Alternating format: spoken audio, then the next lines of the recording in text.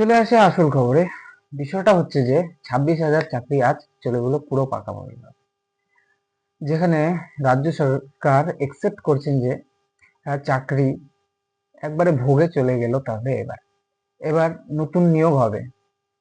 আর এরপরেও যে আপনাদেরকে টুপি পরানোর চেষ্টা করছে রাজ্য সরকার, সেই রিভিউ পিটিশন ফাইল করবে বলে আপনাদেরকে বোকা বানানো হচ্ছে। এই যোগ্য অযোগ্য তালিকা নেবে, আর কি করবে যোগ্য অযোগ্য তালিকা নিয়ে, সেটা কিন্তু একটা ভাবার বিষয়। আর কিছুই করার নেই কিন্তু আপনাদের, মানে যারা চাকরি হারিয়েছে তাদের তো কিছু করারই নেই। আর যোগ্য অযোগ্য তালিকা নিয়ে বা কি করবে ভাবছেন আপনারা? ওএমআর শিট বা মিরর ইমেজ নিয়ে রিভিউ পিটিশন ফাইল করবে, সেটা সব ভাওতাবাজি। যা বলছে সব ভাওতাবাজি। আপনারা আপনাদেরকে মূর্খ বানাচ্ছে মুখ্যমন্ত্রী। আপনারা তো বুঝতেই পারছেন। এটা বলছি কেন আমি, কারণ কোনো সমস্ত জায়গা তো বন্ধই হয়ে গেছে, কোনো জায়গায় খোলা নেই আপনাদের জন্য। দ্বিতীয়ত যে রাজ্য সরকার প্রথম থেকে বলে আসছে যে আমি প্রথম দিক থেকেই আপনাদেরকে বলছি যে নেতাজির নোড়ে যা যা বক্তব্য রেখেছেন রাজ্যের মুখ্যমন্ত্রী, একটাতেও বিশ্বাস করবেন না। সমস্ত কিছু বাজে কথা বললেন, কারণ তার কথা আর তার কাজের মধ্যে হিউজ পার্থক্য আছে। যেগুলো বলেন সব হতাবাজি বলেন। ফাইল করব, আমি জাজমেন্ট করব, মেডিফিকেশন করার জন্য আমি ফাইল করব। আরে ভাই, ফাইল তো করবেন বুঝলাম, কিন্তু আপনি যে যোগ্যদের বলি দিচ্ছেন সেটাও নিয়ে কিছু জানার, সেটাও তো কিছু নিয়ে জানান। যোগ্যদের তালিকা আমার কাছে আছে, আমি রেডি করে রেখেছি। আমি রিভিল করব এইভাবে না, মডিফিকেশনের জন্য আপনি যেতেন জাজমেন্ট, তবে না। আপনি তো যা প্রেয়ার চেয়েছিলেন তাই এসেছে। আমি সেই দিনও চেয়েছিলাম, বলছিলাম আজকে চেয়ে বলছিলাম যে আপনাদেরকে জানিয়ে দিই যে সহজ ভাষায় সকলের চাকরি অফিসিয়ালি চলে গেল, যেটাকে একসেপ্ট করছেন রাজ্য সরকার। আর কোনো রিভিউ পিটিশন কোনো জায়গায় থাকলো না। এবার কথা বলছেন রাজ্য সরকার কেয়ারফুলি যে লিগাল ক্লারিফিকেশন চাই। আরে ভাই, কিসের লিগাল ক্লারিফিকেশন চাই? যা যা ঘটলো তাতে তো আপনারা দেখতেই পাচ্ছেন, এই ক্লারিফিকেশন কি বা হবে এখন?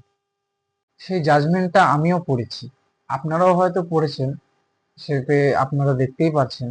সব সবকিছু ডিটেলসে যাওয়ার আগে নমস্কার, আমি অসীম রায়।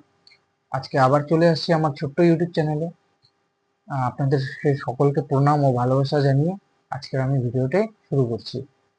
আপনাদেরকে জানাবো যে বেশ কিছু নিউজ মিডিয়াতে খবর করা হচ্ছে পর্ষদের আর্জিতে যে সারা সুপ্রিম কোর্টে তারা টেন্টেড আর নন টেন্টেড স্কুলে যেতে পারে, মানে যারা টেন্টেড নয় স্কুলে যেতে পারবেন। তারা পাশাপাশি আরো বেশ কিছু মোটা ট্যাগলাইন করা হয়েছে।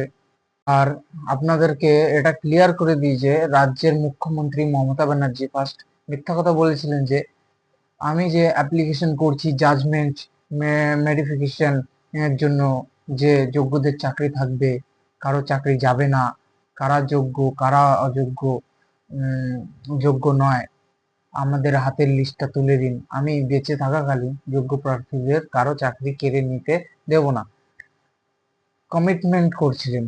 এটাই বলছিলেন রাজ্যের মুখ্যমন্ত্রী নেতাজি ইন্ডোর থেকে।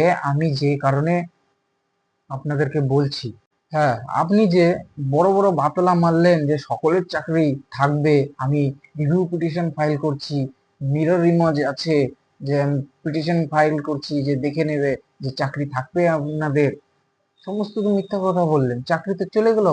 আর দ্বিতীয় হচ্ছে অফিসিয়াল ভাবে যে রাজ্য সরকার একসেপ্ট করে নিয়েছে যে সরকার চাকরিটি চলে গেল। এই যে রিভিউ পিটিশন আমি সেদিন বলছিলাম, যে আজ বলছি, রিমাইন্ড করে দিচ্ছি যে রাজ্য সরকার খুব বাজেভাবে খেলছেন তো আপনাদের সাথে, চাকরিহারাদের সাথে। কি হচ্ছে না হচ্ছে দেখা যাচ্ছে, আমি হ্যাঁ চ্যানেলে পাঠিয়ে দেবো, ঠিক আছে? রিভিউ পিটিশন চরমভাবে কান্নাকাটি করা হয়েছে, যে বলা হয়েছে যে শিক্ষা প্রতিষ্ঠানে যে সমস্ত কাঠামো সব ব্রেক করে গেছে। আর আপনাদেরকে আমি এটা জানিয়ে দিই যে নতুন পরীক্ষা যে নিয়োগ হবে সেখানে কারা কারা বুঝতে পারবে কারা কারা বুঝতে পারবে না, সমস্ত বিষয়ে আলোচনা করছি। যে যারা 2016-তে চাকরিটি পেয়েছিল, পুরো প্যানেলটাই যে বাদ হয়েছে, সেখানে যারা টেন্টেড রয়েছে তারা চাকরিতে বসতে পারবে না, আর যারা আনটেন্টেড আছে তারা চাকরিতে বসতে পারবে। আর যারা নতুন যারা ইয়াং জেনারেশনের ছেলেমেয়েরা আছে তারা চাকরিতে বসতে পারবে। আর 2016 যারা চাকরি প্রার্থীরা রয়েছে তারা তাদের বয়স এক্সটেন্ড করা হয়েছে, যে তাদের বয়স তো পেরিয়ে গেছে, কিন্তু তাদের এটা ছুট দেওয়া হয়েছে যে তারা চাকরিতে বসতে পারবে। এই প্রক্রিয়া এই প্রক্রিয়া নেওয়া হবে, বলা হয়েছে যে এজ রিল্যাক্সেশন দেওয়া হচ্ছে। এই নিয়োগ প্রক্রিয়া হবে, তার মধ্যে প্রত্যেকেই অ্যাপ্লাই করতে পারবে যারা অ্যাপ্লাই করার যোগ্য। আর আপনাদেরকে এটাও জানিয়ে দিই যে যারা আনটেন্টেড যারা আনটেন্টেড রয়েছে তারা সাময়িক স্বস্তি পেয়েছে। 31শে ডিসেম্বর পর্যন্ত স্কুলে যেতে পারবেন যোগ্য শিক্ষক শিক্ষিকারা। এই 26,000 চাকরি নিয়ে তো আর কিছু বলার নেই, তো যেটুকু আমার জানা ছিল আপনাদেরকে আমি জানিয়ে দিলাম। তো আমি এখানেই এন্ড করছি। ভালো থাকবেন, সুস্থ থাকবেন। সঙ্গে অসীম রয়। নমস্কার।